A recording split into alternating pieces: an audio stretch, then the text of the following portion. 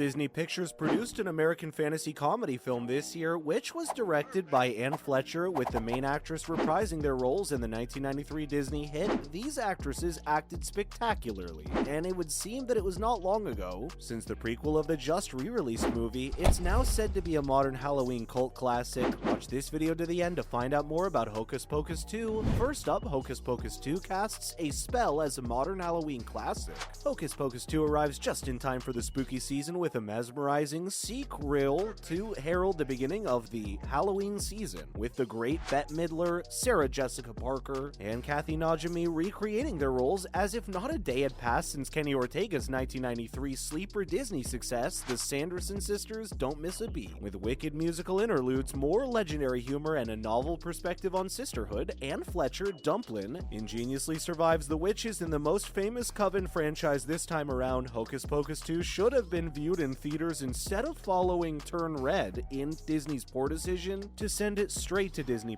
At least it'll run for a significant amount of time during the spooky season. It begins with a prologue that centers on the Sanderson sisters when they were little, before we take up 29 years after the events of the movie. Their tale's a little more challenging because it sheds new light on Winifred's troubling pattern retrospectively. When Winnie turned 16, the puritanical Salem community where she and her sisters reside issues an ultimatum: either you wed a suitor or your sisters will be taken away. Taylor Henderson, who portrays a younger Winnie, perfectly captures Bette's spirit as a disobedient youngster who defies patriarchal norms. In the sequel to Hocus Pocus, which is set in contemporary Salem, we meet a group of 3 teenage friends who are experiencing conflict until one of them has a man. Becca, Whitney Peak, Izzy, Belissa Escobedo, and Cassie, Lilia Buckingham, practice witchcraft together like any buddy group going through their magic phase. The gap widens when Cassie decides to throw a Halloween party with their new lover, while her father, Mayor Traske, Tony Hale, hosts the All Hallows Eve event rather than spending Becca's birthday with Izzy as usual. When Becca and Izzy visit their favorite magic store for birthday manifestations, it's the ideal storm and prepares the scene for the return we've been waiting for. You believe the two of them are experiencing it, and is relatable since they feel so real as best friends who are betrayed by a buddy. Peak debuts as Becca, a natural leader determined to dispel the misunderstandings that her peers have about her methods. Hocus Pocus 2 is a brilliant, potent, and contemporary tale that is show-stopping Midler musical songs that will become Halloween classicals, magical mayhem, supernatural action, and the power of forging ties. What's amazing is that they overcome challenges in the form of generational traps together, culminating in a truly transforming climax rather than being defeated by the younger witches in their pursuit of ultimate power by means of a prohibited spell. The sequel to Hocus Pocus that have been waiting 29 years for empowers and delivers, and sooner rather than later, we aim to return to this universal history and future.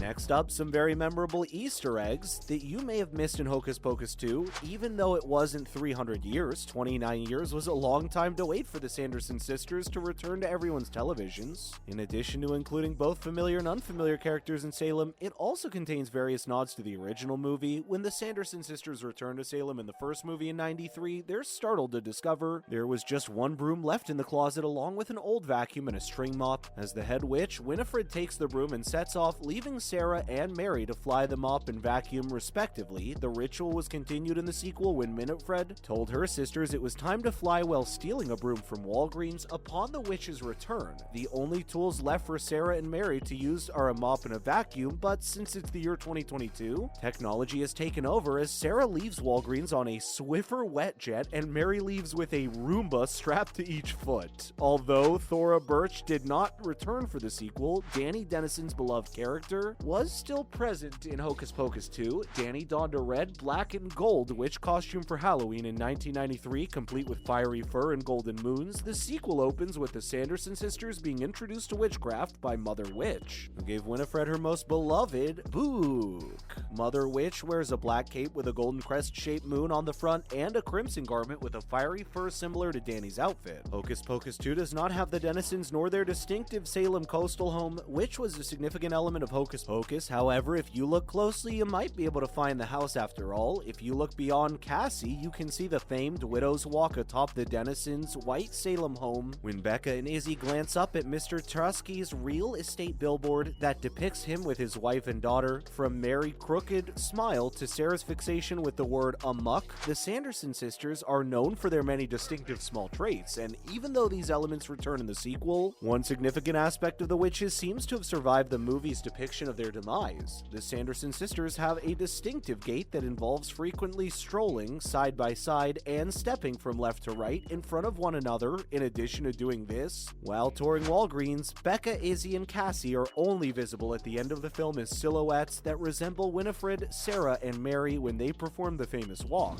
Next, Hocus Pocus 2 wasted its new best character. Hocus Pocus 2 has a lot going for it, but Sam Richardson's Gilbert, the film best new character, doesn't quite live up to the expectation. Upon its release, Hocus Pocus 2 received mixed reviews from critics. Some thought it was a worthy continuation in 1993's Hocus Pocus, while others thought that it concluded no fresh ideas. Gilbert, a new character who was in Hocus Pocus 2, is a perfect example of this problem. Gilbert, portrayed by Sam Richardson, is the owner of a magic shop located inside the Sanderson sisters' old abandoned cabin. He gives the Hocus Pocus 2 heroines a magical candle without telling them that lighting it on Halloween night will call forth the Sanderson sisters. Gilbert, who was delighted to meet the Sanderson sisters, but soon just as eager to get rid of them, had the fantastic makings of an anti-villain and was unexpectedly ethically dubious. However, Hocus Pocus 2 basically gave up on Gilbert instead of giving him a significant role to play, which also rendered Billy's return to the climax useless. Gilbert spends a significant portion of the finals moments of Hocus Pocus 2 being ignored when he attempts and instantly fails to assist the main characters in defeating the Sanderson sisters. This decision fails for two reasons. First, Gilbert initiated the main issue but played no part in the resolution. Second, it leaves Billy out of the picture. When Billy first meets Gilbert, he promises to defeat the Sanderson sisters, and Gilbert makes the deceptive claim that he will assist him in doing so. However, when Gilbert has the chance to turn things around and face the villains, both Billy and Gilbert are rendered irrelevant and are forced to sit out of the ending of Hocus Pocus 2. As a result, Hocus Pocus 2 fails to provide its most ethically ambiguous new character a satisfying finish and robs viewers of a compelling narrative for the returning Billy. Why did Max, Danny, and Allison not return for Hocus Pocus 2? Well, the director's explanation for not including the original characters, Max, Danny, and Allison, in Hocus Pocus 2 makes sense for the plot. The Sanderson sisters face up against Salem adolescents Izzy, Becca, and Cassie in the sequel to 1993's Hocus Pocus, as opposed to Max Dennison, Omri Katz, his younger sister Danny, Thora Birch, and his love interest Allison Vanessa Shaw, the 300-year-old boy turned cat. Thackeray Binks' soul was finally able to rest after Max, Danny, and Allison were successful in converting the witches back into dust. At daybreak, at the conclusion of the original Hocus Pocus, although Binks isn't present in Hocus Pocus 2, his legacy is still alive. However, Max, Danny, and Allison have no bearing on Hocus Pocus 2. The three original characters don't make a cameo appearance according to director Anne Fletcher. This is because it was difficult to naturally incorporate them into the plot. It's unclear where Max, Danny, and Allison are in the Disney Halloween movie from 2022. Because they aren't in Hocus Pocus 2, there is no reason why the original Hocus Pocus characters couldn't have recognized the three Sanderson sisters and assisted the current youths in resolving their conflict with them, but it appears they do not still reside in Salem. Sadly, it wouldn't be as natural to include them again in Hocus Pocus 3 as a result. Additionally, considering the atrocities they went through on Halloween night in 1993, Max, Danny, and Allison deserve to live out their lives without the threat of the witches. But we've come to the end of this video, my friends. If there are any other movies you'd like us to feature on the channel, please inform us in the comments section. Also, kindly like the video and subscribe to the channel. Thank you so much for watching. We'll see you in the next one.